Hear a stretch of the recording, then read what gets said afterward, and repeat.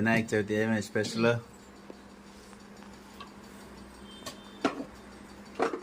White rice, next మినపగారెలు, కుడుములు, next అరటికాయ తాలింపు, నెక్స్ట్ కాకరకాయ తాలింపు, సూపర్. మునక్కాయ మామిడికాయ సాంబార్, మునక్కాయ మామిడికాయ సాంబార్ కొద్దిగా చాలు. దాని తర్వాత రసము, పెరుగు, అంతేనా?